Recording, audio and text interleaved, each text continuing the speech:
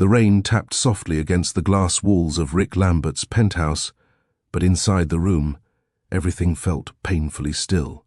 Erica stood near the wide windows, one hand resting protectively over her stomach, the other trembling at her side. The city below glowed in blurred streaks of light, but her gaze never lifted. From the man standing a few feet away, the man who had broken her heart, and the man whose child she now carried, Rick took one step toward her, then stopped, as if the floor itself warned him not to rush this moment. His chest rose with a shaky breath, eyes shining with guilt, longing, fear, all the things he had never allowed anyone to see until her. Erica swallowed hard, voice barely above a whisper as she spoke. "I don't know if I can trust you again." The words cut through the room like a cold wind. Her voice wasn't angry. That would have been easier. It was soft, wounded, honest, the type of honesty Rick had spent his whole life hiding from. He lowered his gaze, then suddenly sank to his knees in front of her, not out of defeat, but out of desperation. His hands pressed to the floor as though he needed something solid to hold onto before he lost her completely. "Erica," his voice cracked. "I've loved you from the start, even when I didn't deserve to." Silence wrapped around them. Pain, hope, history, all standing shoulder to shoulder in the same room. Erica's breath caught. Her fingers curled slightly over her stomach, as if their unborn child could feel the storm inside her. She had dreamed of hearing words like this from him, just never with this much weight, never at a moment where trust felt so fragile. Rick lifted his head slowly. His eyes weren't the confident blue she remembered from their interview or the night they spent wrapped in each other's warmth. They were unguarded now, raw, asking for a chance he wasn't sure he deserved. A single tear slid down Erica's cheek. She didn't wipe it away. Outside, the rain kept falling. Inside, two hearts stood at a breaking point, one pleading, one protecting. Itself, both still hopelessly tied to a love that had refused to fade. For a moment, Erica couldn't speak. Her heart didn't know whether to lean toward him or pull away. And maybe that's the part no one talks about, how love can feel like a blessing and a warning at the same time. Because who hasn't stood in that space between hope and fear? Who hasn't looked at someone they care about and silently wondered, did I give too much of myself? Did I fall too hard for someone who wasn't ready to protect what we shared? Maybe you've had a moment like this too, standing in front of a person who once made you feel safe, only to realize they're also the person who left you wide open. Maybe you've tried to hold your heart together while pretending you were fine. Maybe you've replayed every word, every promise, every smile, asking yourself whether any of it was real. That's where Erica stood, not just facing Rick, but facing every feeling she had tried to bury. And the truth? A lot of us have been exactly where she is, caught between the memory of someone we loved and the fear of being hurt by them again. Her breath trembled as she whispered the question many people never dare to admit out loud. Why wasn't I enough for you to be honest with? The room felt smaller. Her chest felt tighter. And for the first time in his life, Rick looked like a man who finally understood the damage he'd caused. Erica kept her eyes on Rick, searching for the man she once believed he was. The man who held her gently at the block party, who kissed her like she was the only woman in his world.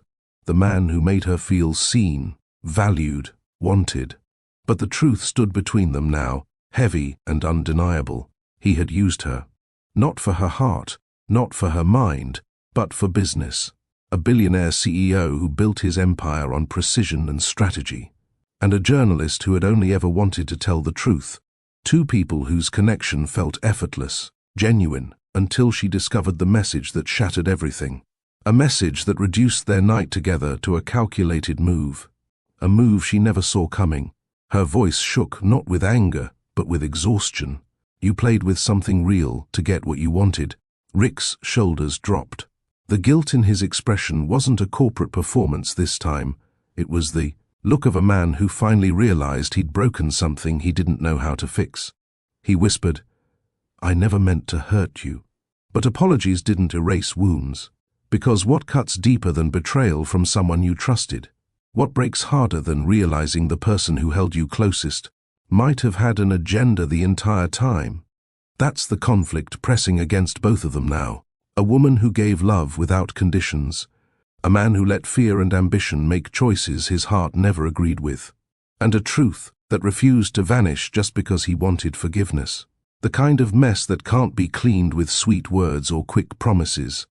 The kind of hurt that forces you to decide, do you walk away forever? Or let the person who hurt you prove they can change? For a long moment, neither of them moved. The air between them felt tight, full of all the things they had never said and all the things that hurt too much to say again. Rick stayed on his knees, but he didn't reach for her this time. He finally understood that reaching wasn't the same as healing. Erica's silence forced him to face what he had done, not as a CEO, not as a man used to getting second chances, but as someone who had betrayed the only person who ever loved him without conditions. And yet, beneath the pain, there was something else. Something neither of them could ignore.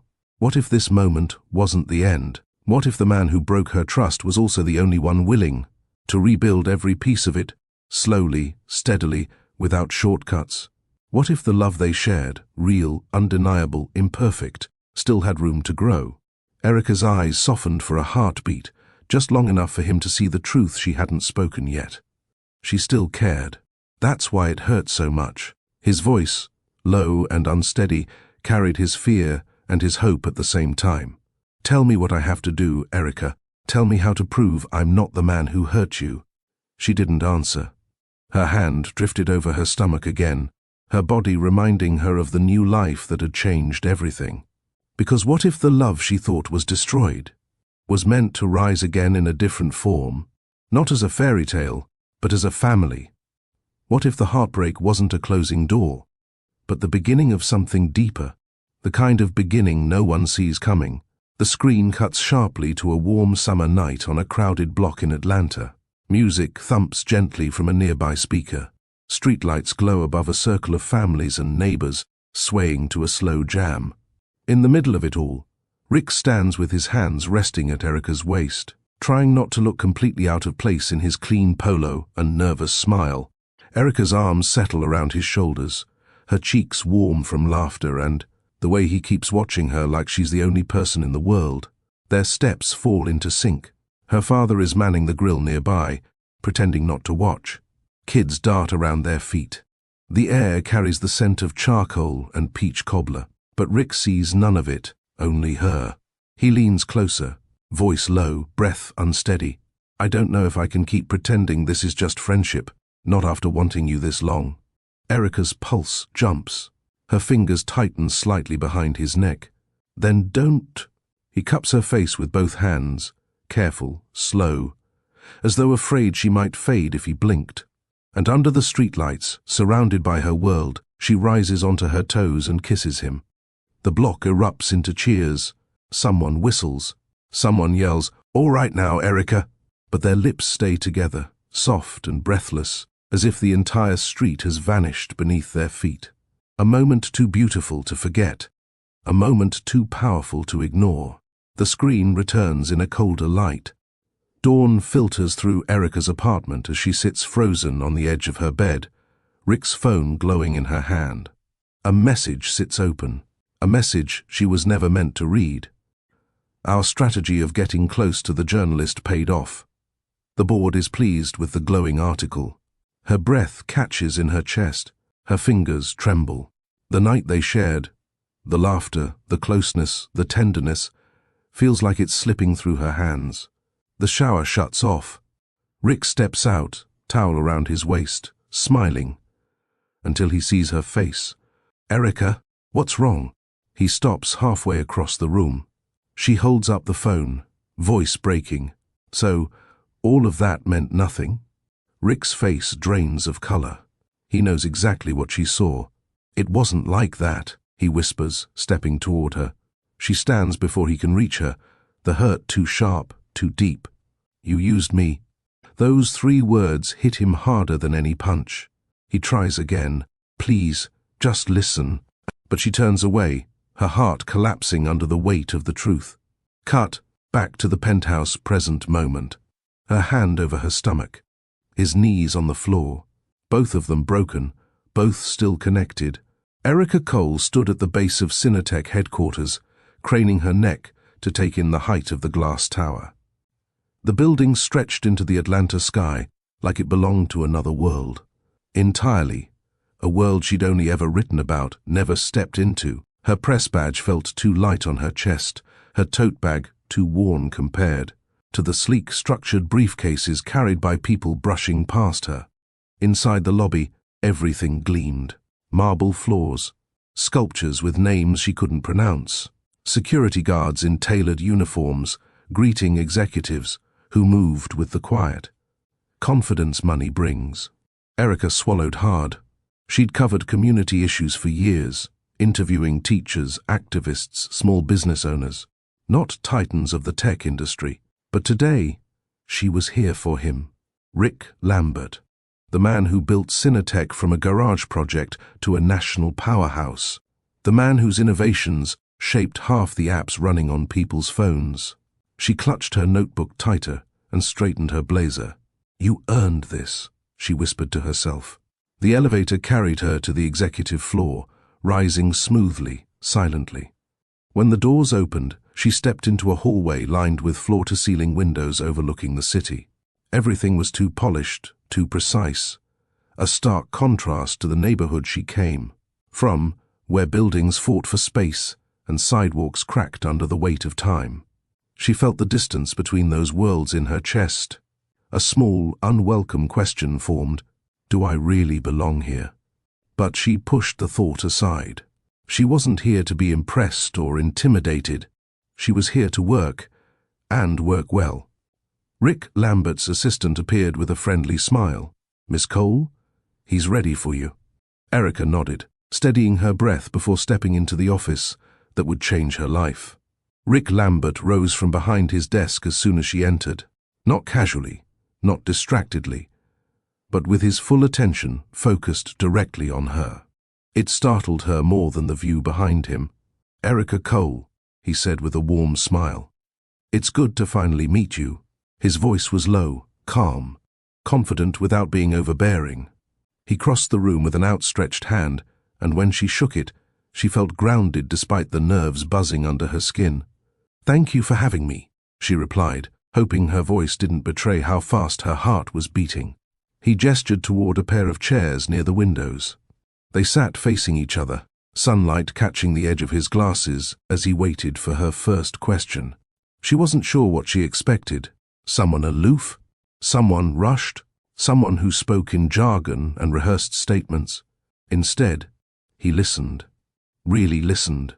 His gaze held hers as she spoke about her community coverage. He asked follow-up questions, not out of obligation but genuine interest. Sparks of unexpected connection flickered between them each time their eyes met. Each time he smiled at one of her comments with that reserved, quietly charming grin. She caught herself smiling back more than she intended. This wasn't supposed to feel easy, but somehow it did. As the interview continued, Erica started to see past the crisp suit and polished reputation. Rick told stories she didn't expect, coding in his parents' garage with hand-me-down equipment, burning noodles on the stove because he got lost in his work, crashing a college server by accident while trying to design a basic program. He laughed at himself in a way that softened the room. She laughed with him in a way she didn't plan. Every answer he gave held honesty that didn't feel curated. He didn't brag about his achievements. He acknowledged his missteps with the same ease. He spoke about his team like family. He spoke about the people who doubted him without bitterness. Erica found herself lowering her guard, inch by inch. He wasn't just brilliant. He was human, grounded, warm, surprisingly relatable. At one point, when she made a joke about never understanding certain tech jargon, he grinned and admitted, "Honestly, half the time, I don't either." They both laughed again. The kind of laugh that doesn't feel forced, the kind that lingers even after it fades. She hadn't expected a billionaire CEO to look at her like she belonged in the same room. She hadn't expected him to speak with her as though he admired her work just as much as she admired his. But here they were, connecting far beyond the script of an interview. When Erica began gathering her notebook and recorder, Rick walked her toward the door, stopping just beside it. His expression shifted, still warm, but now a touch hesitant, as if weighing something privately before speaking. "You asked great questions today," he said. "Most people want to talk numbers. You wanted to talk about people. People matter," she replied softly. "That's why I'm asking this." He paused, then cleared his throat. "We're hosting a charity gala next weekend for youth tech education. It might give you deeper insight into our mission, if you're still covering the community side of our work." She nodded slowly. "I'd like that." A spark of relief crossed his face. "Then come as my guest," he said gently. "I'd like to show you what we're trying to build, and I'd like to continue our conversation." The invitation hung between them, not unprofessional, but undeniably personal in its warmth. Her breath hitched, though she hid it well. He noticed anyway. "I'll have my office send you the details," he added, his smile returning. She stepped out of the office, the assistant closing the door behind her, and only then realized her pulse had jumped into a rhythm she couldn't explain. The elevator doors slid shut, and Erica leaned against the mirrored wall, exhaling slowly. She replayed the entire interview in her mind, the way he listened, the way he smiled, the easy rhythm of their conversation, the unexpected comfort of being in his presence. Nothing about today felt ordinary. By the time she stepped into the lobby again, the class divide she noticed earlier no longer felt intimidating. It felt distant, like something that didn't matter as much as it did when she walked in. She pushed through the revolving doors and stepped back into the busy street, her notebook tucked under her arm. A gust of warm air brushed her face, but she barely felt it. Why did he look at her like that? Why did his voice linger in her mind? Why did she feel like something had shifted, quietly, deeply, in the span of an hour? She caught her reflection in a window and saw something she didn't expect. A woman who wasn't just walking out of an interview, a woman walking into something she couldn't name yet. Her heart beat faster. She tried to steady herself, but the truth was simple. Rick Lambert had left a mark on her, and she wasn't sure she was ready for what that meant. The night of the gala arrived far faster than Erica expected. She stood in front of her bedroom mirror, smoothing the emerald green gown that Nia had insisted she borrow. The dress hugged her body in a way that made her feel elegant yet exposed, confident yet nervous. She adjusted her mother's gold earrings, the same pair she wore during important interviews. Tonight wasn't an interview, but it definitely felt like a defining moment. "Girl, you look expensive," Nia whispered from behind her, fanning herself dramatically. Erica laughed, tension breaking for a moment. "I look like I'm trying too hard." "No," Nia corrected, placing a hand on her hip. "You look like a woman who deserves to be seen." Those words stayed with her during the entire ride to the event. When she stepped out of the rideshare and onto the carpeted entrance of the ballroom, cameras flashed for arriving guests in polished attire. Luxury cars rolled up one after another. Staff in crisp uniforms ushered people inside. This was not her world, not even close. But she took a breath, lifted her chin, and walked forward anyway. Inside, the ballroom shimmered with golden light. Tables were lined with silver accents, the strings of a jazz quartet drifting through the air. Women glided across the floor in tailored gowns, men in tuxedos discussing investments and mergers as if they were talking about the weather. Erica clutched her clutch a little tighter. She didn't know where she fit here, but she had come.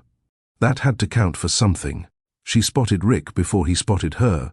He was standing among a group of executives, tall and composed in a tailored tux.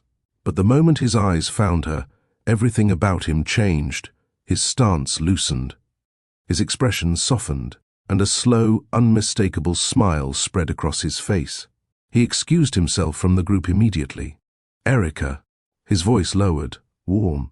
"You look incredible." Her cheeks warmed, and she tried to hide it with a polite smile. "Thank you. I wasn't sure if this was too much." "It's perfect," he said, and somehow coming from him, it didn't feel like flattery. He offered his arm, guiding her through the room with a quiet protectiveness that eased some of her discomfort. People stared, whispered, glanced again. Some were curious, some were confused. A few were clearly judging, but Rick didn't seem bothered by any of it. He led her toward a woman with silver hair and sharp blue eyes, Catherine Lambert, his mother. "Mom, this is Erica Cole," Rick said.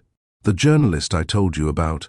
Catherine's smile was polite but tight, her gaze sweeping over Erica from head to toe in a single evaluating pass. "How interesting," she said. "You cover community reporting, correct?" Erica nodded.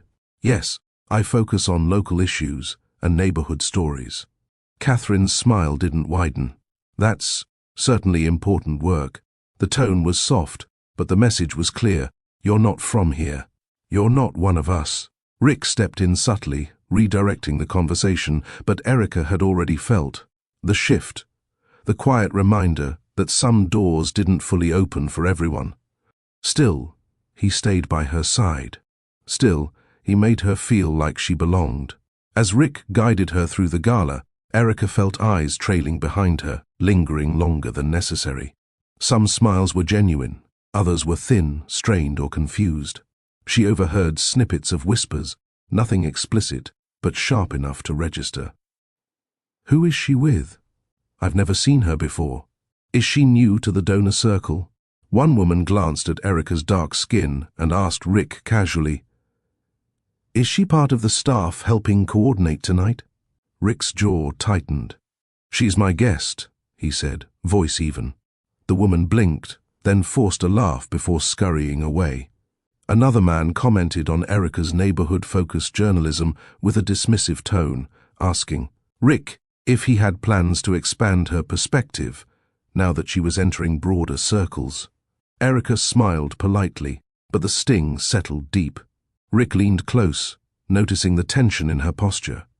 "You okay?" he murmured. "I'm fine," she answered, though her voice betrayed a hint of strain. He gently placed his hand at the small of her back, not possessive, not showy, simply supportive, a quiet message. "You're not alone here." Still, the divide between their worlds pressed against her chest. She belonged to a community where everyone knew everyone, where neighbors cooked for each other, where kids played outside until dusk. This room buzzed with formality, calculation, and social hierarchy. Everyone here moved as if they had written the rules. Erica was still learning them, and she wasn't sure she liked them. The jazz quartet shifted into a soft, slow melody. Couples drifted to the center of the ballroom, swaying under the glow of crystal chandeliers. Rick turned to Erica with a question in his eyes, a question so gentle she almost missed the vulnerability beneath it. "Would you like to dance?" Her first instinct was to refuse. Too personal, too revealing, too much room for misunderstanding. But the hope in his expression, unguarded, sincere, made her nod. They stepped onto the dance floor, joining the others. Rick placed one hand lightly at her waist, the other guiding her hand up to his shoulder. His touch was steady, careful, as if he was memorizing the moment in real time. Erica focused on her breathing, on the rhythm, on the warmth radiating from him. She wasn't used to this kind of attention. Gentle, intentional, unhurried. It had been a long time since she felt a man look at her like she mattered in a room full of people. "You're doing great," he whispered. She chuckled softly. "I don't exactly attend events with waltzing lessons." His smile deepened. "Well, you look like you've been doing this for years." They moved slowly across the floor, and something shifted between them. Their steps fell into perfect alignment, their breaths sinking, their bodies inching closer without meaning to. At one point, Rick's hand tightened slightly at her waist. She tilted her head up and found him already looking at her. The space between their faces shrank. Her lips parted. His breath brushed her cheek. Her heart soared into her throat. For a heartbeat, it felt like the room melted away. But applause broke out suddenly near the stage, snapping the moment in half. They startled apart, both flushed, both breathless, both fully aware of what almost happened. Needing air, Erica murmured something about stepping outside and slipped through a side door leading to the terrace. The cool evening breeze swept across her shoulders, bringing relief and confusion all at once. She gripped the railing, staring out at the skyline. Lights shimmered across Atlanta, but her mind raced in circles. This wasn't supposed to happen. She came for a story, not for a man. Not for this feeling. Not for the warmth in her chest every time he looked at her. Not for the near kiss she still felt lingering on her lips. She pressed a hand to her stomach, trying to steady herself. She had to be careful. She had to be smart. Rick lived in a world built on power, attention, and privilege. She lived in a world built on honesty, resilience, and community. 2 different lives. 2 different histories. 2 different expectations. So why did everything inside her feel pulled toward him? Behind her, the terrace door opened softly, but she didn't turn around. She wasn't ready for whatever this was becoming. Not yet. Not tonight. But deep down, she knew the truth. Something between them had shifted, and pretending otherwise wouldn't make it go away.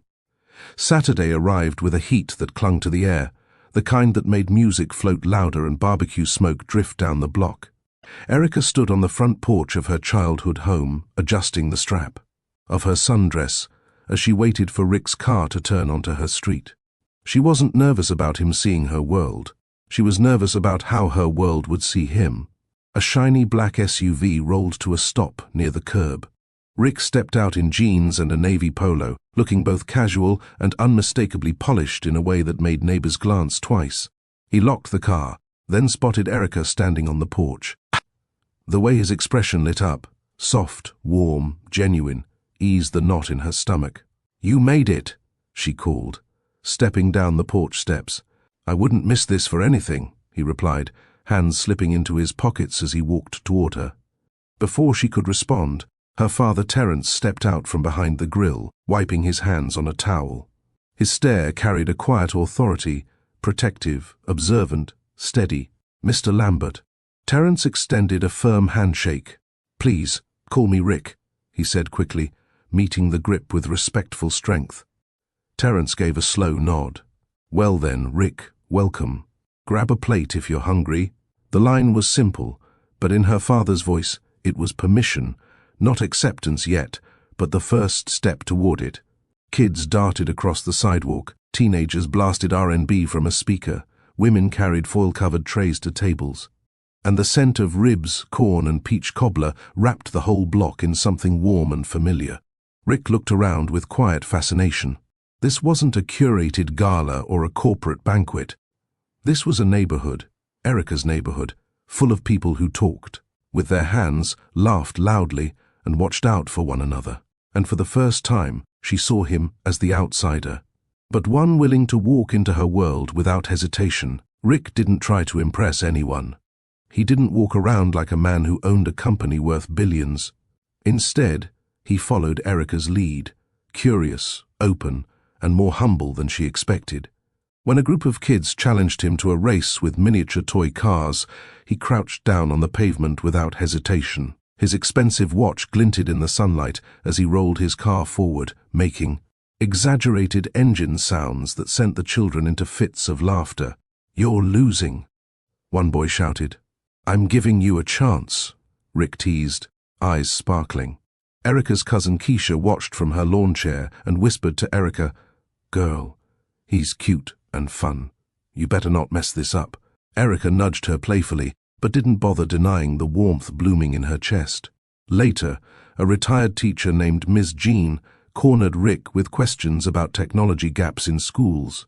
Instead of brushing her off, he listened attentively, asked thoughtful questions, and even took notes on his phone. "That boy's not just smart," Ms. Jean said afterward. "He's teachable. That's rare." Terence observed quietly from the grill as Rick returned for seconds, genuinely complimenting the food. "Sir, these ribs are incredible," Rick said, licking sauce from his thumb before realizing he'd done it. His ears turned slightly red. Terence let out a deep laugh. "You're all right, son." Bit by bit, the walls around them lowered. Not because Rick tried to be someone else, but because he tried to understand the people who mattered to Erica. And they noticed. As daylight faded into a warm evening glow, Erica and Rick found themselves near her old front. Steps, away from the crowd, but close enough to hear the soft music drifting through the block. Her world had wrapped around him slowly, and she watched him absorb every detail with a tenderness that caught her off guard. "You grew up here?" Rick asked, leaning against the railing. She nodded. Every cookout, every argument, every celebration happened on this street. He glanced around with a thoughtful look. "It feels alive. Like people actually know one another." "That's the point," she teased. "We talk to each other, not just email." He laughed, quiet yet genuine. Then his smile faded into something deeper. "I like being here," he admitted. "It feels real." The word hung between them, not as an insult to his world, but as a confession of what his life often lacked. Erica studied him, the boy who grew up coding in a garage, the man who built an empire, the person who now stood in her neighborhood, not as a CEO, but simply as Rick. "You fit in," she murmured. He looked at her then, slowly, intensely, like the rest of the block didn't exist. "I fit in because I'm with you." Her breath caught. His honesty was disarming in the softest way. The block party sounds faded into the background as their shared stillness deepened. This wasn't flirtation. This wasn't charm. This was connection, the quiet, unpolished kind you can't fake. Night settled over the block, bringing out strings of lights draped between porches and lampposts. A slow jam flowed through the speakers, coaxing couples into swaying circles on the street. Teenagers spotted Rick lingering on the sidelines and chanted, "Dance, dance, dance." He raised both hands in surrender, laughing. "All right, fine, but only if Erica dances with me." She blinked in surprise. "Me? Yes," he said simply, offering his hand. Their fingers touched, hesitant at first, and a charge passed through her chest as she let him lead her toward the street. He rested his hands on her waist. She placed hers on his shoulders. Their bodies fell into the rhythm with an ease that felt dangerously natural. The humid evening wrapped around them, and the glow of streetlights gave the moment a softness she'd never forget. His breath brushed her forehead as he leaned closer. "Thank you for inviting me," he murmured. "I haven't felt this at home in a long time." Her lips parted slightly. "I'm glad you came." He exhaled, the confession slipping out in a voice meant only for her. "I don't know if I can hold back, not after wanting you this long." Her heart skipped. His thumb brushed her waist gently, longing in the touch, restraint swallowing him whole. And she whispered back, "Then don't." Everything after that felt both slow and immediate. Rick cupped her face, hesitating only a breath before leaning in. Their lips met in a kiss so tender, yet charged, that the crowd around them erupted in cheers. Someone hollered Erica's name with delight, someone clapped. But the noise faded as he deepened the kiss, holding her close as though afraid she might slip away. When they finally pulled apart, they were both flushed, breathless, and smiling without meaning to. They slipped away from the noise and laughter, walking down the quiet street hand in hand, saying little but feeling everything. When they reached her doorstep, Rick paused, giving her the chance to turn him away. She didn't. She kissed him again, slower this time, guiding him inside. The door clicked shut behind them. In the dimness of her apartment, their laughter softened into whispers. His hands traced her back with reverence, and she tugged him closer with growing certainty. Clothes eased away piece by piece, not rushed, not careless, but with a hunger they had both suppressed for too long. He laid her gently onto the bed, his kisses trailing warmth across her skin. The way he touched her, careful, present, unhurried, made her chest tighten with something deeper than attraction. Their bodies moved together in a rhythm that felt inevitable, a culmination of every glance, every conversation, every unspoken desire. It wasn't wild, it wasn't reckless, it was intimate, intentional, life-changing. By the time they fell asleep wrapped in each other's arms, Erica didn't realize her world had shifted forever, and neither did he. Morning sunlight slipped through Erica's curtains, warm and soft, stretching across the sheets where she and Rick lay entangled. His arm was wrapped around her waist, his breath steady against the back of her neck. For a moment, she stayed perfectly still, not wanting to disturb the peace wrapping around them like a blanket. She had never felt anything like last night, Not just the touch, not just the intimacy, but the connection. Real, honest, overwhelming in its tenderness. Her body still ached in the sweetest way, reminded with every slow inhale that something precious had happened between them. Rick stirred slightly, tightening his hold on her, pressing a sleepy kiss to her shoulder. She smiled, a soft, quiet smile of a woman who'd let herself feel safe. For the first time in a long time, she woke up feeling wanted. And more than that, seen. But then, a vibration rattled against the nightstand. Rick didn't wake. He was deep in sleep, hair messy, lips parted slightly, peaceful in a way she rarely saw in him. Erica reached for her robe out of instinct, planning to ignore the buzzing phone, until the screen lit up with a notification preview, a single line visible, a line that stole the breath from her lungs. Our strategy of getting close to the journalist paid off. Her heart dropped. She froze, unable to blink, unable to breathe. Another vibration, another preview. Board is pleased with the glowing article. Her pulse hammered. Her hands went cold. Suddenly the warmth of the room vanished, replaced by a chilling disbelief that wrapped around her spine. She reached for the phone with trembling fingers, telling herself she shouldn't look, telling herself she had to look. And when she opened the email fully, everything inside her cracked at once. The email stretched before her like a punch to the chest.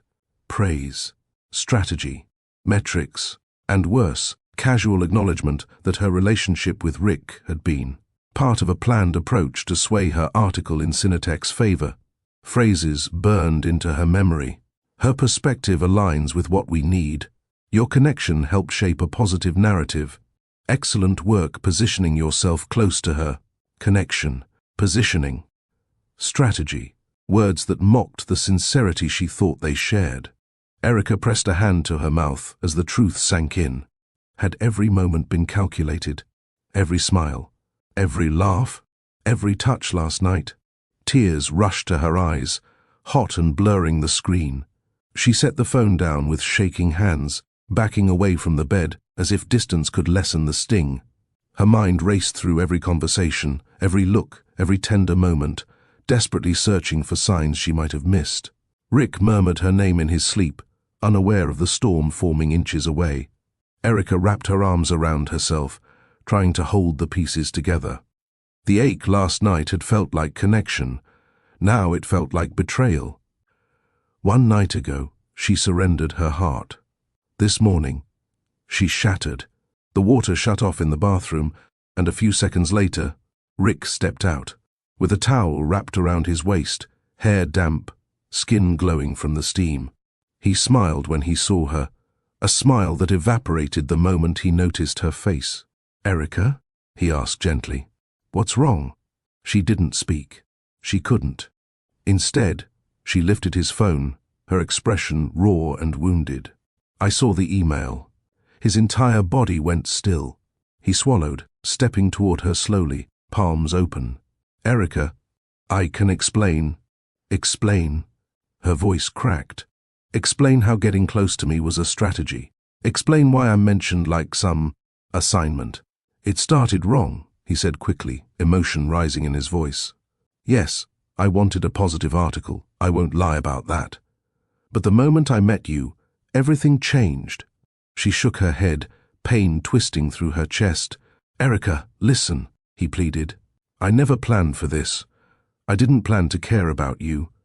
I didn't plan for last night. I didn't plan for any of it, but what I feel is real. You have to know that—" Her eyes filled again. "I don't know anything anymore," she whispered.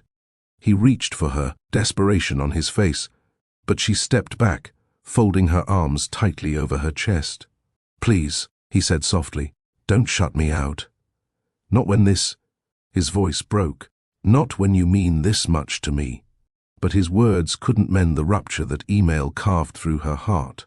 She wrapped one hand around her robe, pulling it closer as though she needed armor. Rick saw the distance forming between them, a distance he caused, a distance he feared he could never close again. "Erica," he whispered, voice thin, "tell me what you need. Tell me how to fix this." Her tears finally spilled over, streaming down her cheeks. "You can't fix it," she choked out. He stepped forward, but her voice cut the air sharply. "Please go." Rick blinked, stunned. "Go," he repeated, as if he didn't believe the word could apply to him here, in this moment, in her space. "Leave," she said again, quietly, firmly, heartbreak woven through every letter. "I can't even look at you right now." He looked around the room as if searching for something to hold on to, some proof that she didn't mean it. But the devastation in her eyes left no room for misinterpretation. He nodded slowly, the defeat in his posture unmistakable. "I'm sorry," he whispered. "For everything." He dressed without another word. The soft click of the door when he stepped out cut through her like a blade. Erica collapsed onto the floor, pressing both hands to her face as sobs overtook her. Last night, she gave him her heart. This morning she watched him walk away with pieces she wasn't sure she'd ever get back. The days that followed blurred into weeks. Erica threw herself into work, staying late at the newsroom until her eyes ached. She avoided her apartment as much as possible, because every quiet moment echoed with memories of him. The sound of his laugh, the warmth of his hands, the softness of his voice when he said her name. She deleted every voicemail he left without listening. She left every message unread. She blocked his number, then unblocked it, then blocked it again, unsure which hurt more. Nights were the worst. The bed felt too large. The silence felt too loud. Rick wasn't faring any better. He sat in his corner office, staring at reports he couldn't process. Meetings passed in a haze. His team whispered about how exhausted he looked, how distracted, how hollow. At home, the penthouse felt colder than usual. He tried to sleep but woke up repeatedly, reaching for someone who wasn't there. Guilt gnawed at him, not for the initial PR strategy but for letting it overshadow the truth he felt for her. He replayed the moment she stepped back from him, the moment she said leave, every night. He had hurt the woman he loved before even telling her he loved her. Two people in two different worlds, both breaking in ways they didn't know how to heal, and neither realizing that their story was far from over. The morning after Rick left, Erica powered off her phone and tossed it into her purse, unable to bear seeing his name light up the screen again. But by afternoon, curiosity tugged at her enough to turn it back on. 5 missed calls, 3 voicemails, 1 text, "Please, I never meant to hurt you." The ache in her chest throbbed all over again. She blocked his number before she could lose resolve. The moment she did, the silence felt both comforting and terrifying. But blocking him didn't erase him. Every time she opened her phone, muscle memory made her thumb hover over the call log. Every time she checked her email, she braced herself for a message from an unknown address. She deleted each voicemail without listening, afraid that hearing his voice would undo everything she was trying to protect herself from. Still, every quiet moment felt like standing in the aftermath of a storm. She told herself she didn't miss him. She told herself she made the right decision. She told herself she didn't care. But late at night, curled under her comforter, she felt the sting of loneliness settle in her bones, a loneliness created by the absence of someone she never planned to fall for.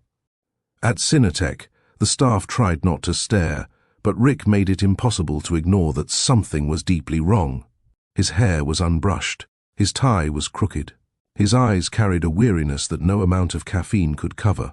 During board meetings, he lost track of conversation threads. When asked for updates, he stared blankly at charts he normally interpreted effortlessly. Even his assistant, who prided herself on reading him well, couldn't get him to focus. "Sir, are you all right?" she asked cautiously. He swallowed, adjusting his tie as if that would fix the hollowness in his chest. "Fine. Just tired," but everyone knew he wasn't fine. At home, the penthouse felt unbearably empty. He walked through the rooms with silent steps, each one echoing reminders of her smile, her voice, her presence. He replayed the morning she found the email, her face falling, her voice shaking, the way she stepped back from him as if his touch could burn her. He regretted everything about that email, not just the contents but the timing, the implications, the betrayal woven through it, even if he never intended it. He left her dozens of voicemails, his voice cracking in some, steady in others, pleading in all. "Erica, please call me back. I swear I didn't use you. Not after I met you. Just let me explain. Let me see you. I'm sorry. God, I'm so sorry." But the silence was louder than any answer she could have given. Erica returned to the newsroom with a determination that bordered on desperation. She volunteered for every assignment: city council updates, school features, community disputes, human interest stories. Each one a distraction from the ache inside. But even while interviewing residents, while typing articles, while attending meetings, memories seeped into her thoughts. Rick laughing with the kids at the block party. Rick's eyes softening when he looked at her. Rick's voice whispering, "I don't know if I can hold back." She would blink, forcing herself back to reality. At night, she reread her notes with mechanical precision, trying to convince herself she was moving forward. But her sleep was restless. Her appetite faded. She found herself zoning out mid-conversation, lost in fragments of moments she couldn't forget. When she passed places they'd visited together, her heart clenched. When she saw a man with a similar build on the street, her stomach flipped. When she heard a song they danced to at the block party, she froze completely. Her co-workers noticed the change. Her editor pulled her aside once. "You're doing great work, Erica. But are you okay?" She forced a smile that didn't reach her eyes. "I'm fine. Just busy." But busy didn't mean healed. Busy didn't mean whole. Busy just kept her from breaking in public. One evening, Erica sank into her couch after another long day, staring blankly at the wall when Nia barged in holding 2 cartons of takeout. "You're eating," Nia announced. "I'm not watching you starve over some man." Erica rolled her eyes but accepted the food, poking at it without appetite. Nia watched her for a moment, then exhaled. "Okay, babe. Talk to me. What's going on in that head of yours?" Erica swallowed hard. "I trusted him. And he lied. He messed up," Nia admitted. "But did he lie?" She leaned forward. "Or did he start off wrong and fall for you for real?" Erica shook her head. "I don't know, Nia. I can't tell what was real." "Let me help," Nia said, raising a finger as she counted her points. 1. That man came to your neighborhood and survived Keisha's interrogation. 2. Your daddy liked him. Terrence does not like anybody. 3. He looked at you like you invented oxygen. Erica, be serious. Despite everything, Erica cracked a small smile. And 4, Nia continued, softer now. I've seen you fall for men who didn't deserve you. This one? I think he actually did. Erica's smile faded. But the email. I know, Nia cut in gently. And you had every right to be hurt, every right to walk away. But don't pretend your heart didn't grow 3 sizes when he showed up at the block party trying to eat ribs without dropping sauce on his shoes. Erica covered her face, torn between laughing and crying. Nia placed a hand on her shoulder. You don't have to forgive him today, or tomorrow, or ever. But don't rewrite what you two had just because it ended badly. As Nia hugged her tight, Erica let a few tears escape. Quiet, confused, necessary. Weeks slipped by, one heavy day at a time. Erica worked. Rick broke down in private. The silence between them grew thicker, heavier, harder to bear. One evening, Erica sat at her desk reviewing notes for a new community story when a sharp wave of dizziness washed over her. She gripped the edge of the table, breathing shallowly. Maybe she hadn't eaten enough. Maybe she was just exhausted. Maybe. She pushed through, finished the article, and went home. But the next morning, the nausea returned. And the morning after that, and the morning after that. By the end of the week, even Nia noticed. Erica, you okay? You look pale. I'm just tired, Erica insisted. But the exhaustion ran too deep, the nausea too constant. Then, on a quiet Saturday morning, she stood in her bathroom, staring at a small white stick on the counter. Her hands shook. Her heart pounded. 2 lines appeared. Clear. Undeniable. Life-altering. Erica pressed both palms to the sink, eyes flooding. It wasn't just heartbreak she was carrying. It was Rick's child. Everything, the silence, the pain, the distance, shifted in an instant. Her world wasn't just hers anymore. Everything was about to change. The test lay on the bathroom counter, small, ordinary, almost fragile. Yet the two pink lines staring back at her felt heavier than anything she had ever carried. Erica pressed both palms flat on the sink and bowed her head, breath unsteady. Pregnant. The word didn't rush in. It didn't explode. It settled, slowly, cautiously, like a truth too large for one moment to hold. She lowered herself onto the closed toilet seat, holding her stomach without thinking. She wasn't showing, not even close, but instinctively her fingers lingered there, protective and unsure. Shock pulsed through her, not denial, just the realization of how fast life could shift. Fear crept in next. Her mind raced through everything at once. I'm not ready. I'm alone. How do I raise a child in the middle of heartbreak? What if I mess this up? A wave of dizziness swept over her, and she closed her eyes, forcing herself to breathe. She wasn't reckless. She wasn't careless. The night she and Rick shared had been emotional, overwhelming, and intimate. In a way she hadn't been prepared for, but she didn't regret it. Not the closeness, not the honesty, not the way he held her as if she meant everything. But now this was bigger than the two of them. She stood slowly and walked into her bedroom, curling onto the bed. She pressed a hand to her belly again, a softer touch this time, a tender one. A child, his child, their child. Tears welled in her eyes, not from grief but from the weight of everything swirling inside her. Fear, yes, but also wonder, possibility, and the knowledge that the choice ahead of her was no longer just hers to make. She whispered into the quiet room, "Hey, it's okay. We'll figure this out." And for the first time since the breakup, she didn't feel truly alone. Erica sat at her desk that evening, laptop open, the glow of the screen reflecting off her tired eyes. She wasn't searching for work assignments or fact-checking an article. Instead, she scrolled to a folder she had ignored for weeks.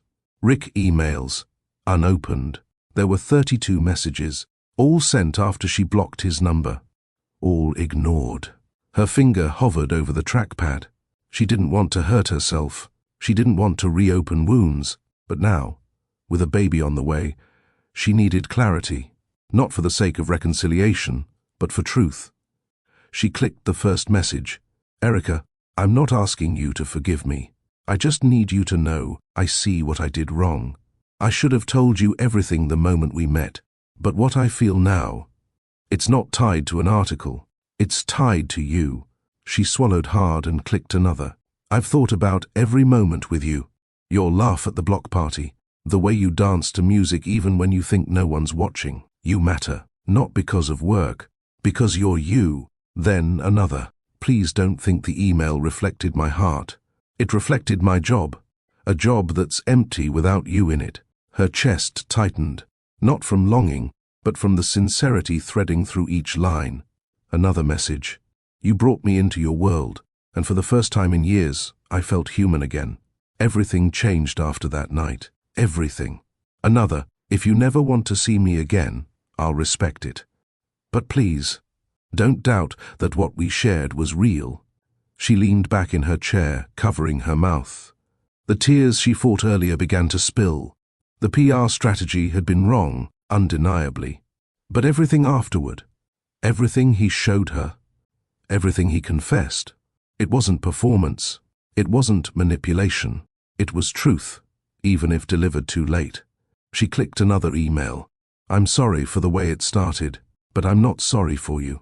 I'll never be sorry for you." Her breath caught. If these had been the words of a man trying to save his reputation, they would have felt cold, calculated, polished. They weren't. They read like the confessions of a man unraveling emotionally, a man who knew he'd lost something irreplaceable. Erica wiped her cheeks, whispering into the quiet apartment. "You meant it."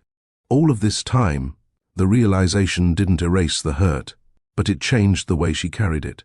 Erica curled onto the couch with a blanket around her shoulders, staring at a framed photo of her parents taken years ago. Her mother's smile was wide and warm. Her father's arm was wrapped securely around her waist.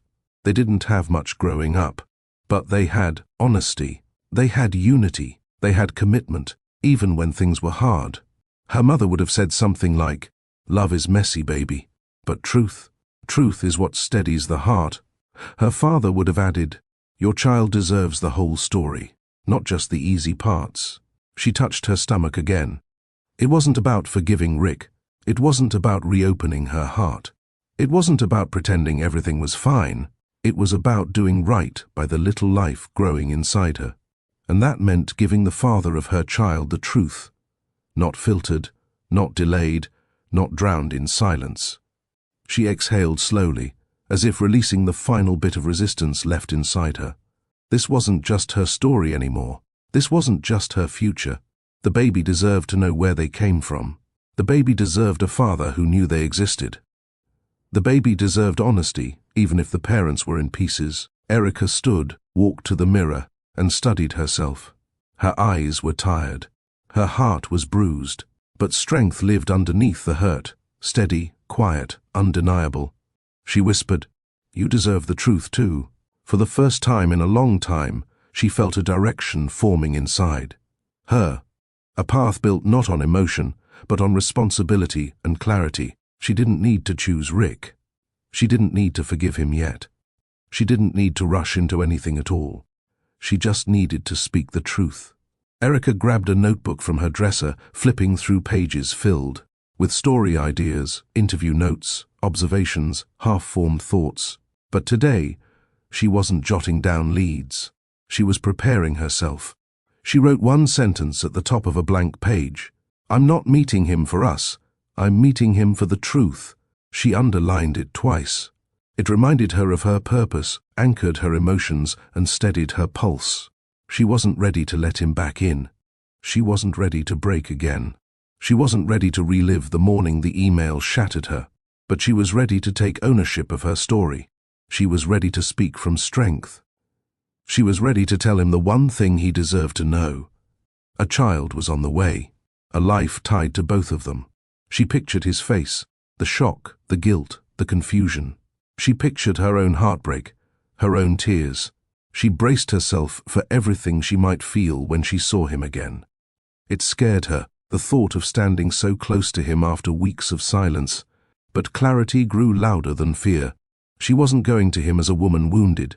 She wasn't going to him as someone begging for love. She wasn't going to him as someone hoping for reconciliation. She was going as Erica Cole, a woman who knew the weight of truth, a woman who carried responsibility seriously, a woman who refused to let fear make decisions for her. She closed the notebook, placed it on her nightstand, and inhaled deeply. "Tomorrow," she whispered. "I'll do it tomorrow." She didn't sleep much that night, but when she did drift into dreams, she held her stomach, as if already promising her child strength, honesty, and courage. The next morning was quiet, too quiet. Erica stood in front of her closet, staring at her clothes as if choosing an outfit meant choosing an identity. She didn't want to look broken. She didn't want to look angry. She didn't want to look like she was trying too hard. She wanted to look like herself, steady, centered, clear. She chose a soft sweater and clean jeans, comfortable enough to breathe, presentable, enough to face a man who once made her heart feel like it was too big for her chest. She brushed her hair, applied light makeup, and paused at the mirror. "You can do this," she whispered to her reflection. Her phone sat on the nightstand. She picked it up with trembling hands and unblocked Rick's number for the first time in weeks. Her heart thudded once, hard. She typed, "We need to talk. Are you available tonight, Erica?" She hovered over the send button, closed her eyes, pressed it. The message delivered instantly. 3 dots appeared almost immediately, hesitant, hopeful. "Yes, any time, anywhere. I'll come to you." Her breath trembled. Her eyes stung. She placed the phone face down and leaned against the wall. The reality sank in. She was about to tell a man she once loved, a man who hurt her deeply, that he was going to be a father. But beneath the fear, beneath the uncertainty, a small part of her felt steady, because speaking truth was strength, because her baby deserved clarity, because she deserved closure, whatever form it came in. As the hours ticked by, Erica rehearsed what she would say. She practiced staying calm, firm, and grounded in her purpose. She touched her stomach often, silently promising her child she'd navigate whatever came next with honesty. Tonight wouldn't be easy. Tonight wouldn't be gentle. But tonight would change everything. And she was finally ready. The elevator ride to Rick's penthouse felt longer than usual, each floor passing with a soft chime that echoed inside Erica's chest. She held her tote bag close, her palm pressed gently over her belly. Her pulse picked up with every step she took down the quiet hallway. This was the same hallway she once walked with excitement. Tonight, she walked with steady purpose. She stopped in front of his door and inhaled, then knocked. Silence stretched between the knocks and the moment the lock clicked. When the door finally opened, Rick stood there, barefoot, unshaven, wearing a hoodie that hung off his shoulders. His hair was messy, his eyes sunken and red-rimmed. He looked like a man who hadn't slept in days. Erica, his voice cracked on her name. She had prepared herself for this moment, but nothing could have prepared her for the sight of him. How deeply. The past month had carved itself into his face. How much weight he carried in the slump of his posture. He opened the door wider without hesitation. "Please, come in." She stepped inside slowly. The penthouse was dim, lights off, except for a single lamp by the couch. Papers lay scattered on the coffee table. A half-eaten meal sat cold on the counter. The space felt abandoned, as if someone had paused life mid-sentence. Rick stood across from her, hands trembling slightly. "I didn't think you'd ever come back," he admitted, voice hoarse. "I would have driven anywhere, met you anywhere. He swallowed. "I'm glad you're here." There was no expectation in his tone, no pressure, just earnest, aching relief. Erica clasped her hands in front of her, grounding herself. "We need to talk." Rick nodded, bracing for whatever truth she carried. His entire world waited in the silence that followed. Erica's breath steadied as she guided her palm once more to her stomach. She hadn't planned a poetic reveal. She hadn't brought props, photos, or metaphors. She came for honesty, straightforward, clear, true. "Rick," she began softly, "I didn't come here to reopen old wounds. I came because there's something you have the right to know." He took a step closer, but stopped himself, hands clenching at his sides, as if he feared that any sudden movement might scare her away. "I'm listening," he whispered. She nodded, inhaling deeply. "I'm pregnant." His eyes widened. First confusion, then realization, then something sharp and emotional sweeping across his face. "And," she took a shaky breath, "we're having a son." It was like watching a man's soul crash into him all at once. Rick's mouth parted, but no words came out. His knees nearly buckled. His hand lifted to his chest, as if trying to steady the heartbeat that suddenly thundered beneath his ribs. "A son," he whispered. She nodded. Tears sprang to his eyes instantly, not slow, not hesitant, like emotion had been clinging to him for weeks, waiting for one spark to break loose.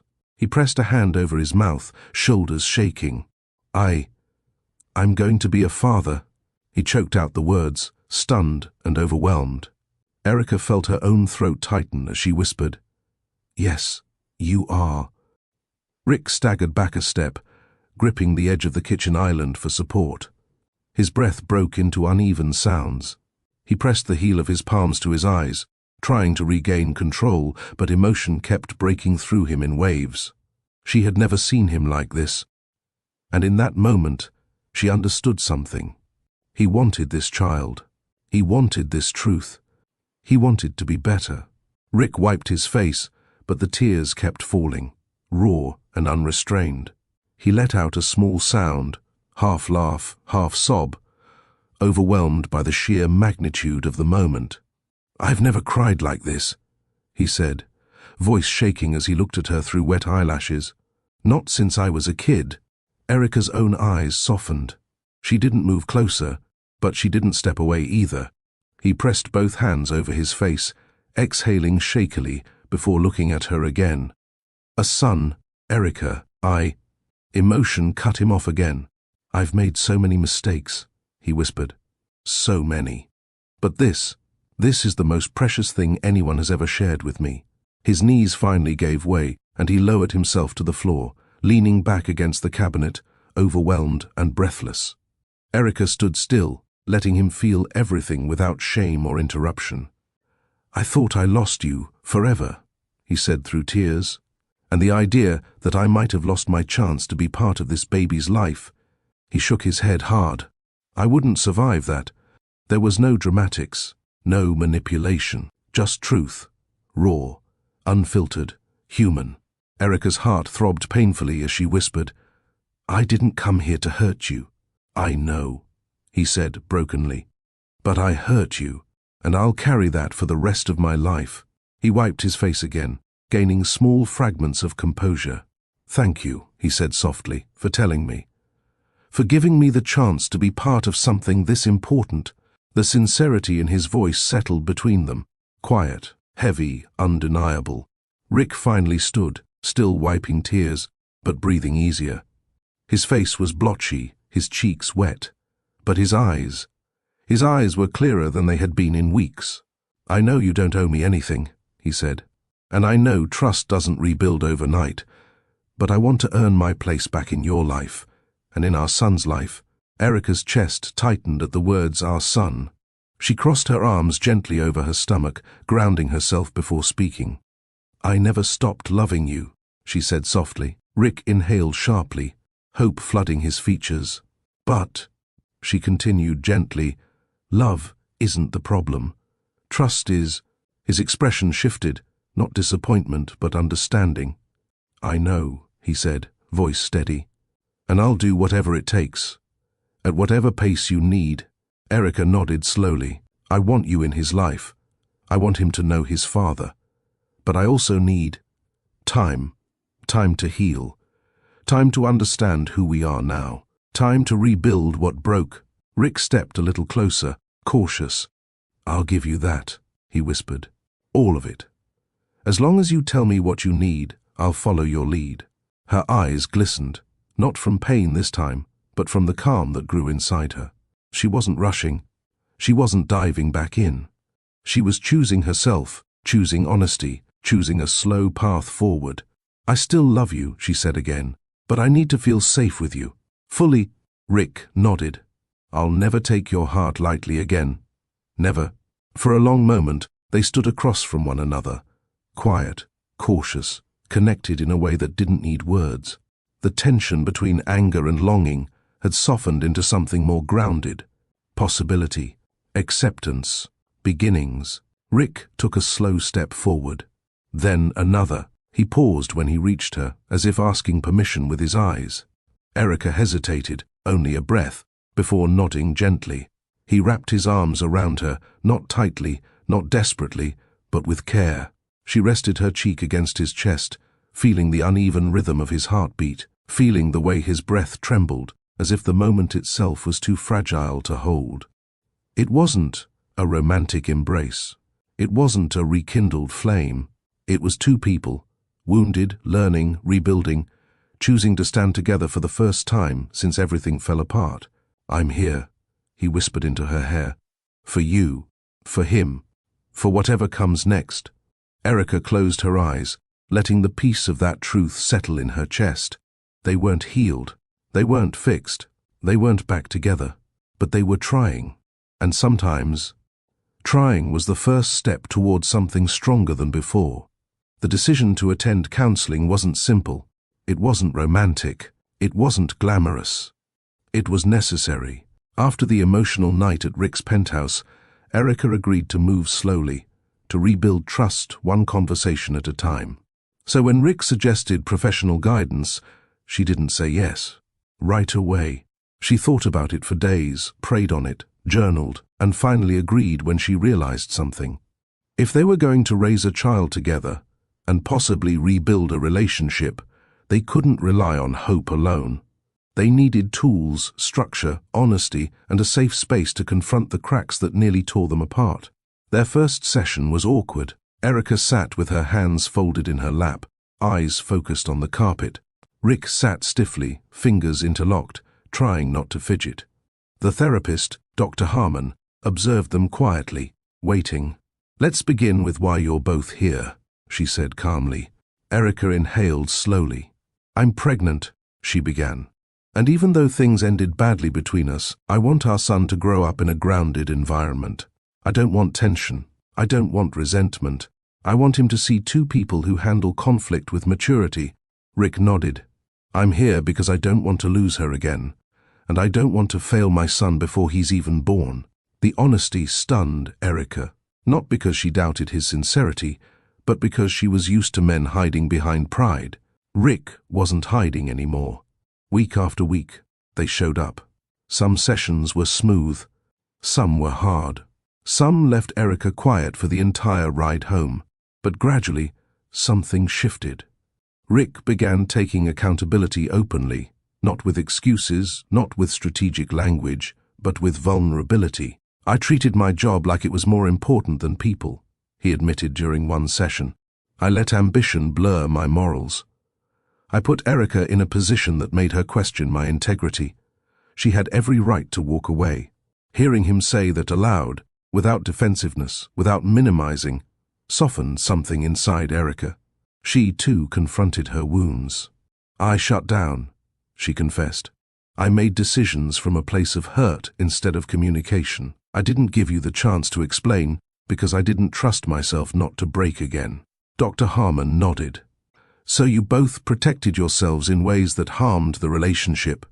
"Yes," they said together. Another turning point came when the therapist asked, "What does trust look like moving forward?" Erica whispered, "Consistency. Not promises. Actions." Rick added, "Transparency. Not perfection. Honesty." Slowly, counseling became less of a chore and more of a refuge. A place where truths could breathe. A place where their fears were acknowledged, not judged. They didn't rush into touching each other again. They didn't kiss. They didn't fall back into old patterns. They rebuilt the foundation, brick by brick, boundary by boundary, the slow, steady way that real families are formed. Returning to work after the counseling began gave Rick a new sense of responsibility. Weeks of emotional introspection forced him to confront something he had ignored for years. He hadn't only failed Erica, he had failed himself.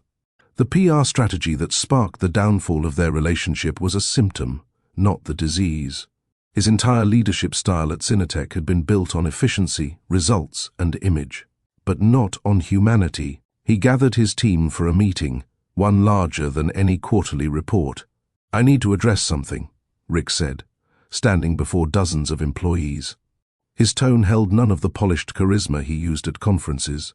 This was raw leadership, something unfamiliar but necessary.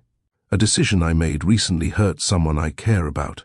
And that decision came from the culture we've built here, a culture that rewards. Strategy over ethics, speed over accountability, performance over people." Silence filled the room. "I allowed myself to see relationships as tools. I allowed the company to treat narratives like they're more valuable than the humans behind them. That stops today." His assistant blinked in surprise. The marketing director shifted nervously, but people listened because they hadn't seen Rick this open before. "I'm restructuring our ethics and communications departments. No more campaigns that manipulate public trust. No more behind-the-scenes tactics that compromise our values. From now on, transparency is a requirement, not an option." A programmer raised his hand timidly. "Sir, is everything okay?" Rick nodded once. "Everything's finally becoming okay because I'm telling the truth." Later that day, he met privately with the board, presenting a long, detailed document outlining policy reforms. Some members pushed back, insisting that transparency threatened competitive advantage. Rick stood firm. "We can make money without harming integrity. If we can't, then I'm not leading this company." For the first time, the board saw not a tech titan, not a strategist, but a future father. A man with something to protect that wasn't tied to quarterly earnings. Within weeks, Cinetech's culture began to shift. Meetings discussed ethics before metrics. Employees felt freer to voice concerns. The company grew more credible, ironically becoming more successful as transparency built public trust. And through every transformation, Rick thought of his son. "I want him to be proud of his last name," he told Erica one night. "I want him to see a man who learned from his mistakes, not repeated them." Catherine Lambert was a woman shaped by control. Control of image, control of social circles, control of expectations. So when Rick introduced her again to Erica, this time as the future mother of her grandson, Catherine struggled. The first few meetings were stiff. "Would you like tea?" "Yes. Thank you. The nursery is lovely." "Yes. How far along are you now?" 7 months. Short answers. Long silences. Polite, but distant. But everything changed during a doctor's appointment. Rick insisted Catherine join. When the ultrasound wand swept across Erica's belly and the rhythmic heartbeat of baby Thomas filled the room, Catherine's entire face softened. Her hand flew to her mouth. Her eyes watered. She whispered, "That's my grandson?" Rick nodded, squeezing Erica's hand. Something thawed. After that day, Catherine appeared more often, gently, respectfully, never overstepping. She brought meals. She offered rides. She asked questions not as a critic, but as a woman trying to understand the daughter-in-law she never expected. One night, while folding baby clothes, Catherine whispered, "Erica, I was unfair to you." Erica paused. "I appreciate you saying that." "My world has rules," Catherine admitted, "and you didn't fit into them at first. But you've given my son a chance to grow, and you're giving me a grandson who already means everything to me." It was the closest Catherine had ever come to saying "I'm sorry," and it meant more to Erica than she expected. Slowly, without announcements or dramatic turning points, Catherine became part of the growing circle of support that surrounded Erica and Rick. Family wasn't perfect, but family was forming. Terence had never been impressed by titles. He measured people by consistency, humility, and their ability to treat others with care. Rick knew winning him over wouldn't be easy, so he didn't buy gifts. He didn't show off wealth. He showed up. Every doctor's visit, every counseling session recommendation, every late-night craving run, every emergency call when Erica felt dizzy or overwhelmed. Terence noticed. One Saturday morning, while helping unpack baby supplies, Terence handed Rick a wrench and pointed to the crib. "You put it together." Rick froze. Terence rarely gave tasks. He gave tests. Rick followed instructions carefully, reading every line twice. He struggled with one latch, but took his time, refusing to rush. By the time he tightened the final bolt, Terence nodded with a satisfied grunt. "That'll hold," he said. Rick exhaled, strangely proud. Later, while grilling burgers in the backyard, Terence asked, "You ready for this?" Being a father, Rick didn't flinch. "More than anything, and more than that, I'm committed." Terence studied him. "You hurt my daughter." "I know," Rick said quietly.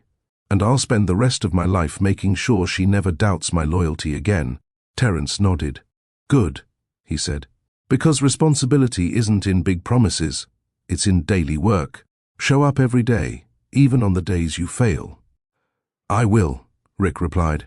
Terence placed a hand on his shoulder, brief, firm, meaningful. That's all a man can do. From then on, conversations flowed easier. Terence offered advice not as a skeptic, but as a mentor. Rick listened like a man who understood that family wasn't simply given. It was earned. Labor started at dawn. Erica jolted awake with a sharp tightening across her belly. She breathed through it, timing contractions, until she finally nudged Rick awake. "It's time." He sat up so quickly he nearly fell off the bed. The hours that followed were intense, a blur of fear, strength, pain, and love. Rick never left her side, rubbing her back, whispering encouragements, letting her squeeze his hand until his knuckles turned white. "You're doing amazing," he whispered. I can't. Yes, you can. I'm right here. I'm not going anywhere. When Thomas entered the world, his cry was loud and strong, a sound that cracked both Erica and Rick open in the best way. The doctor placed the tiny boy on Erica's chest. She broke into tears instantly. Rick leaned over them, one hand covering his mouth. He's perfect. He's perfect. Thomas had Erica's nose, Rick's eyes, a full head of hair, tiny fingers that curled around Erica's thumb. Catherine arrived moments later, crying softly in the hallway before entering. Terence brought flowers and nearly fainted when he held the baby for the first time. Thomas became the center of the room, the heartbeat that drew everyone together. Rick placed a gentle kiss on Erica's forehead. You made him, he whispered. We made him, she corrected softly. And for the first time, they both saw it clearly. This wasn't the end of their story. It was the beginning of a new family. Not perfect, not easy, but real. A family built on truth. A family built one day at a time. It started with a quiet idea, the kind Rick usually kept to himself until it was polished. But fatherhood changed him. Transparency wasn't just a corporate shift. It seeped into every part of his life. One evening, while holding baby Thomas in the rocking chair, he whispered, I want to build a world you can grow into, not hide from. That thought became blueprints. Blueprints became meetings. Meetings became a mission. Within months, Rick announced Cinetech's newest initiative, a community tech center focused on underserved students, particularly those from families who couldn't afford access to the resources that shaped his own life.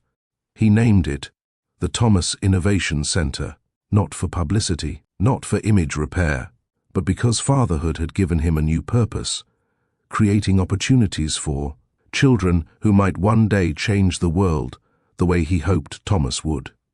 The facility was designed to be open, welcoming, safe, coding labs, mentorship rooms, scholarship offices, mental health resources.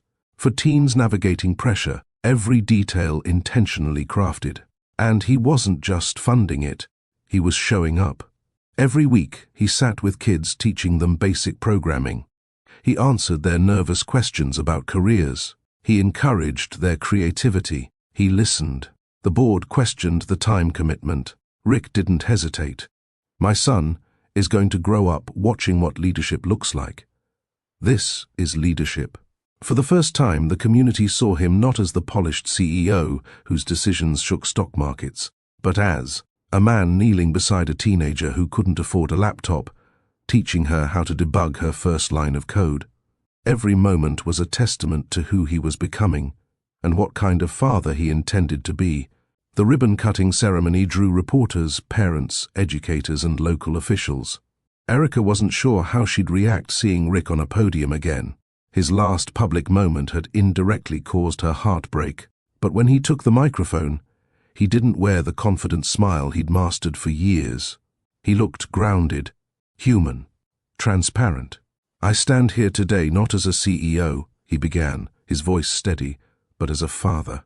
A man who learned the hard way that success means nothing if it costs you your integrity. Murmurs rippled through the crowd. Months ago, I made decisions in my company that hurt people I care about deeply, and I'm not proud of those choices. They were strategic, yes, but they lacked heart. They lacked accountability. Erica swallowed hard. He had never spoken this openly in public before. Not once. I'm committed to doing better, he continued. Not for recognition, not for applause, but because my son deserves a world shaped by responsibility, and I want him to grow up knowing his father didn't run from his mistakes. He corrected them. A soft breeze moved across the stage. Cameras clicked. But Rick wasn't posing. He was telling the truth. Erica felt her chest tighten, not with pain this time, but with a deep, steady warmth. She had loved him when he was ambitious. She had forgiven him when he was flawed. But seeing him humble, that touched a place inside her she didn't even know she had protected. After the event, he found her in the crowd. Thomas slept peacefully in her arms. What did you think? He asked quietly. She looked at him, really looked, and whispered, You meant every word. I did, he said softly. For you, for him, for us. And she believed him. If someone had predicted this scene months ago, Erica would have laughed.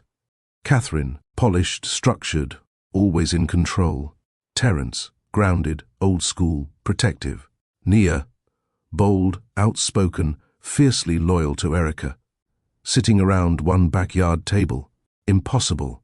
But baby Thomas had a way of softening anxieties and bridging divides. He became the son everyone naturally circled around. Catherine held him delicately, as if he were made of light. Terence watched her with a cautious eye at first, until she gently whispered, "You look just like your grandfather, little one." Terence blinked. He hadn't expected that. Meanwhile, Nia hovered protectively, arms crossed, eyebrow raised, judging every movement Catherine made. It wasn't hostility, it was loyalty. Nia had seen Erica cry too many times to relax immediately. But then, Catherine surprised everyone. "Nia," she said with sincerity, "thank you for being there when Erica needed someone. I respect what you've done for her." Nia froze, then smiled, slow, cautious, but real. "Well," she said, "as long as nobody hurts her again, we're good." Catherine nodded. Terence hid a smile behind his cup. Throughout the evening, conversations flowed naturally. They talked about baby milestones, about the tech center, about traditions both families cherished. There were playful debates, gentle jokes, and new understanding. It wasn't perfect harmony, but it was honest harmony. A family learning each other's rhythms, learning to trust the new bonds forming between them. Erica watched all three of them, Rick's mother, her father, her best friend, and felt a wave of gratitude so strong it nearly brought her to tears. Her son wasn't just born into love. He was born into unity. Late one night, after the family dinner, Erica stood in the nursery doorway. Thomas slept quietly in his crib, tiny chest rising and falling. Rick entered behind her, touching her back gently. "You okay?" he asked. She nodded slowly. "I'm better than okay." She didn't look at him immediately.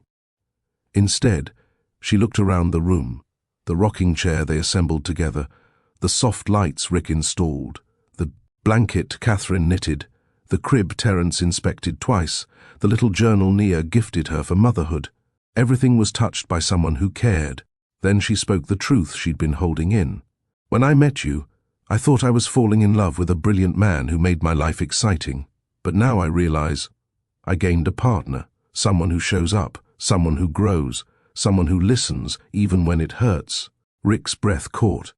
"I didn't know partnership could look like this," she continued quietly. "I didn't know love could be steady, or patient, or shared." He took her hand, not pulling, not claiming, just folding it gently within his. "You're not carrying anything alone anymore," he whispered. "Not grief, not fear, not responsibility. We're building something together, and I'm not stepping back from it." For the first time in a long time, Erica felt the full weight of safety. Warm, grounding, earned. She leaned into him slowly, letting her forehead rest against his chest. Partnership wasn't fireworks. It was presence. It was growth. It was choosing the same person, every morning, every night. She whispered, "I didn't lose myself loving you. I found more of myself." The house was quiet. The lights dimmed. Thomas lay asleep in Rick's arms after his evening bottle, the kind of peaceful moment that made time slow down. Erica watched from the sofa, smiling softly at the sight of them together. Rick brushed a thumb over their son's cheek, careful not to wake him.